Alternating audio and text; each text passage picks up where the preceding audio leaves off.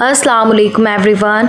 आज का वीडियो बहुत ज़्यादा इम्पॉर्टेंट होने वाला है क्योंकि ये मैंने बहुत ज़्यादा रिसर्च करने के बाद बहुत ज़्यादा मेहनत से तैयार किया है और स्पेशली उन लोगों के लिए जिन लोगों के निकाह में रुकावट है। बहुत सारे लोग हैं जो निकाह करना चाहते हैं, चाहे वो पसंद का हो चाहे वो अरेंज हो, लेकिन उनका निकाह नहीं हो रहा, उनके निकाह में रुकावट है, बंदिश है, कोई भी मसला है। और हमारे दिल में अक्सर ये सवाल आता है कि हम ऐसा कौन सा अमल करें, ऐसा कौन सा वजीफ़ा करें कि हमारे निकाह की सारी रुकावटें दूर हो जाएं। और फिर हम जब बात करते हैं किसी अमल की तो कायनात का सबसे ज़्यादा पावरफुल अमल दुरूद शरीफ है। लेकिन वो कौन से दो दुरूद शरीफ हैं जिनके पढ़ने से सारे मसले, सारी रुकावट, सारी बंदिश सब ख़त्म हो जाएगा। और सबसे बड़ी बात है कि आपके निकाह में चाहे कितनी भी पुरानी रुकावट क्यों ना हो, जब आपने इन दोनों में से जिस भी दुरूद शरीफ को आप पढ़ेंगे उसमें आपके दिल में 1% भी डाउट नहीं होना चाहिए। आपका दिल हर वसवसे से पाक होना चाहिए कि अगर मैं ये पढ़ रहा हूँ, मेरी कितनी भी पुरानी रुकावट है, बंदिश है, कुछ भी है, तो मेरी लाइफ में मिरेकल ज़रूर होगा।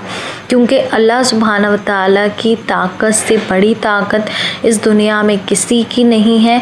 अल्लाह सुब्हानहू व तआला के इख्तियार में ही सब कुछ है। अल्लाह सुब्हानहू व तआला कुन फरमाते हैं तभी मौजज़ात होते हैं, तभी मसले हल होते हैं। उसके अलावा मैं या कोई या दुनिया का कोई भी इंसान आपकी मदद नहीं कर सकता। हम सिर्फ वसीला बन सकते हैं, गाइड कर सकते हैं। करने वाली ज़ात सिर्फ़ और सिर्फ अल्लाह सुब्हानहू व तआला की है। इसलिए नमाज की पाबंदी बहुत ज़्यादा ज़रूरी है। और साथ में आप लोग ने क्या करना है कि आप लोग ने जो है वो नफली इबादत करनी है और रोज़ाना खाली चाहें आप 2 नवाफिल पढ़ लें या नॉर्मली जो है वो शुक्र का सजदा जो है ना वो ज़रूर क्या कीजिए, रात में करें या उस किसी भी वक्त दिन में जब आप फ्री हों तो क्या करें। और अल्लाह पाक से हर उस नेमत का शुक्रिया किया करें जो अल्लाह ने आपको दी है, चाहे वो आपके हाथ पैर की सलामती है, चाहे वो आपकी खूबसूरती है, चाहे वो आपकी तालीम है, कोई भी चीज़ है।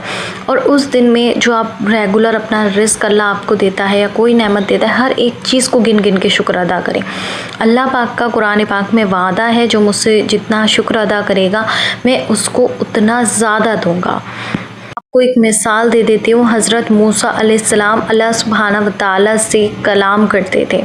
एक बार हज़रत मूसा अलैहिस्सलाम एक जगह से गुज़रे, वहाँ पर एक शख्स था जो कि बहुत ज़्यादा दौलतमंद था। वो कहता था हज़रत मूसा अलैहिस्सलाम से, उसने फ़रमाया कि आप अल्लाह पाक से बातें करते हैं, आप अल्लाह पाक से ना मेरा ज़िक्र करें और कहें कि मेरे पास इतनी दौलत है, बहुत दौलत है, अब मुझे दौलत की ज़रूरत नहीं है और वो मुझे दौलत नहीं दें। वहीं आगे जो है हज़रत मूसा अलैहिस्सलाम थोड़ा सा चले, उन्हें एक और शख्स मिला और वो जो था उसके बदन पर एक कपड़ा था और उसने हज़रत मूसा अलैहिस्सलाम से कहा कि अल्लाह सुब्हानहू व तआला से कहें कि अल्लाह सुब्हानहू व तआला ज़िक्र करके कि एक कपड़ा भी क्यों दिया है, ये भी नहीं देते। और हज़रत मूसा अलैहिस्सलाम ने कहा ठीक है, मैं अल्लाह सुब्हानहू व तआला से आपका ज़िक्र करूँगा।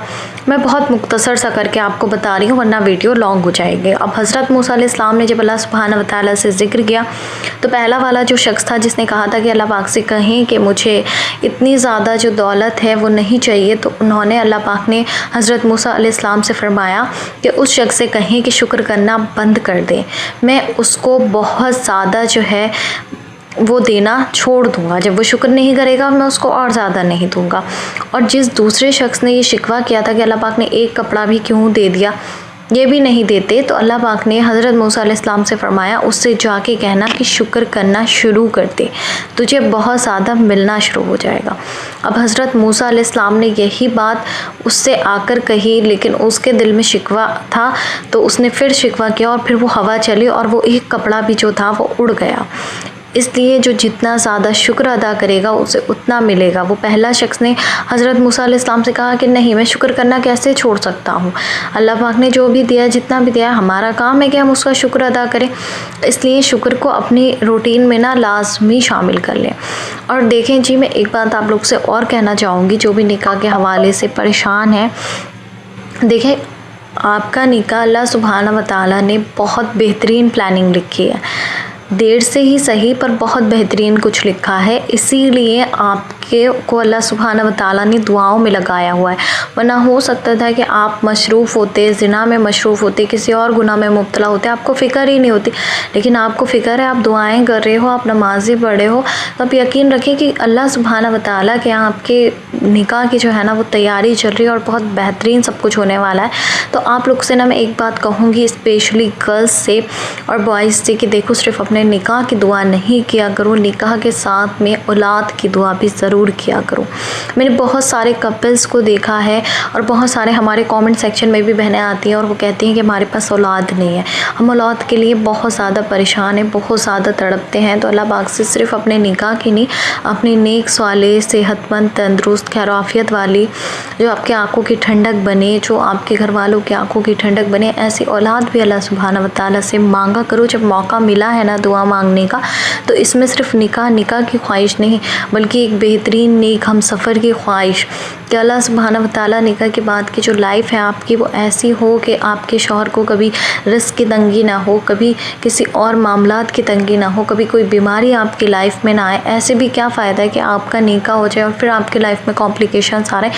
इसलिए अपनी दुआओं को ना वक्त दीजिए और मुकम्मल दुआ मांगा कीजिए हर एक चीज़ के, क्योंकि आप लोग ने स्टोरीज़ में भी सुना होगा और आप लोग कमेंट सेक्शन में भी देखते होंगे, अक्सर गर्ल्स आन के कहती हैं कि हमारे यहाँ जॉब का मसला है, रिस्क का मसला है। और ये भी दुआ किया करें कि अल्लाह पाक हमें तमाम लोगों से महफूज रखे जो हमारे ऊपर जादू करते हैं, बंदिश लगाते हैं, हमें गंदी नज़रों से देखते हैं, हमसे हसद करते हैं, हमसे जलन करते हैं।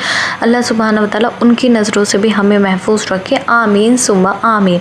अब मैं आपको बताती हूँ जी वो कौन से दरूद शरीफ है जो आप विर्द कर सकते हैं। देखिए जी, पहला दरूद शरीफ है दरूद तंजीना और दूसरा दरूद शरीफ है दरूद इब्राहिम। इन दोनों में से कोई एक दरूद शरीफ को या दोनों दरूद शरीफ को भी, अगर आपके पास टाइम ज़्यादा है, आप पढ़ सकते हैं। दरूद तंजीना को आप कैसे पढ़ेंगे, या तो आप इसको 7 दिन तक 70 मरतबा पढ़ें, या आप इसको 40 डेज़ तक 70 टाइम पढ़ें, या आप इसको 101 टाइम 101 टाइम 40 डेज़ तक पढ़ें। ध्यान से आप वीडियो रोक रोक के सुन लेना। और या फिर आप जो है ना इसको 1000 मरतबा 3 दिन तक पढ़ो। 3 दिन से पहले ही जो है ना 100% 200% मिरेकल्स हो जाते हैं, डेफिनेटली हो जाते हैं। आप खुद इसके बारे में रिसर्च करके पढ़ के देख लेना, बहुत ज़्यादा स्ट्रॉन्ग और पावरफुल है। मेरी अपनी भी पास्ट में एक मिरेकल स्टोरीज़ की जिक्र की हुई है, बहुत स्ट्रॉन्ग है। दूसरा जी, आप दरूद इब्राहिम को किसी भी तादाद में पढ़ें, या तो 313 आप 40 डेज़ तक पढ़ें या 90 डेज़ तक पढ़ें, वरना आप फिर दरूद इब्राहिम की 11,000 की मन्नत मान लें। और जो लोग बहुत ज़्यादा बिज़ी हैं मेरी तरह, क्योंकि मेरी रूटीन भी आजकल बहुत ज़्यादा बिज़ी है, वो 777 टाइम्स या फिर 7077 टाइम, बहुत स्ट्रॉन्ग फ्रीक्वेंसी की डिजिट आपको बता दी है। इस फ्रीक्वेंसी में जो है ना आप पढ़ें। ये डिजिट्स मैं नीचे कमेंट सेक्शन में लिखकर भी मेंशन कर दूँगी, ये सारी डिटेल आप इस तादाद में पढ़ें। इंशाअल्लाह मिरेकल ज़रूर होंगे, लेकिन आपके दिल में 1% ये डाउट नहीं होना चाहिए कि मैं ये पढ़ रही हूँ तो पता नहीं मिरेकल होंगे नहीं होंगे, दुआएं कबूल होंगी नहीं होंगी। बिल्कुल आपके दिल में शक नहीं होना चाहिए। आप ये सोचकर पढ़ेंगे अगर मैं ये पढ़ रही हूँ तो डेफिनेटली मेरी लाइफ में मिरेकल्स होंगे, मेरी दुआएं एक्सेप्ट होंगी। और आप जितना ज़्यादा स्ट्रॉन्ग फेथ के साथ में पढ़ेंगे उतनी ज़्यादा जल्दी मिरेकल्स आपको देखने के लिए मिलेंगे, क्योंकि इसकी जो फ्रीक्वेंसी है ना ये बहुत ज़्यादा स्ट्रॉन्ग है। मैं बहुत ज़्यादा इस पर काफ़ी दिन से रिसर्च कर रही थी, तब जाकर मैंने ये निकाला कि इसकी फ्रीक्वेंसी बहुत हाई है। तो जिसकी फ्रीक्वेंसी इतनी हाई है वो बहुत ज़्यादा जल्दी आपको रिजल्ट देगा। कुछ मिरेकल स्टोरीज़ भी आपके साथ में जो है ना मैं ज़िक्र कर रही हूँ। एक बहन थी जो कि 5 साल से अपने निकाह के लिए बहुत ज़्यादा परेशान थी। उनके यहाँ रिश्ते आते थे लेकिन रुक जाते थे, कहीं बात नहीं बनती थी। किसी ने उनको बताया कि तुम जो हो ना वो 100 मरतबा रोज़ाना यकीन के साथ में दरूद तंजीना पढ़ना शुरू कर दो और अल्लाह पाक से अपना बेहतरीन और नेक नसीब मांगो, हर रुकावट दूर हो जाएगी। कहती हैं कि कुछ ही दिन पढ़ा था मैंने और उसके बाद एक बेहतरीन जगह मेरा रिश्ता आया और वो तय पा गया और अब इनका माशाल्लाह से निकाह हो चुका है। दूसरा एक सिस्टर का मिरेकल आपको बता देती हूँ। ये कहती हैं कि मैंने पसंद के निकाह के लिए दरूद तंजीना को पढ़ना शुरू किया था। कहती हैं मैं रात को उठ कर दरूद तंजीना पढ़ती थी। इन्होंने तादाद अपनी नहीं शेयर की है। कहती हैं कि 40 दिन तक जो था ना, मैंने रोज़ाना पाबंदी के साथ में पढ़ा तहज्जुद में और रो रो कर अल्लाह पाक से दुआ की। कुछ ही दिन में अल्लाह सुब्हानहू व तआला ने सबके दिल बदल दिए। उस लड़के का दिल बदल दिया, उसके घर वालों का दिल बदल गया और सब लोग हमारे निकाह के लिए राज़ी हो गए। और ये दरूद इब्राहिम के मिरेकल स्टोरी ज़िक्र कर रही हूँ।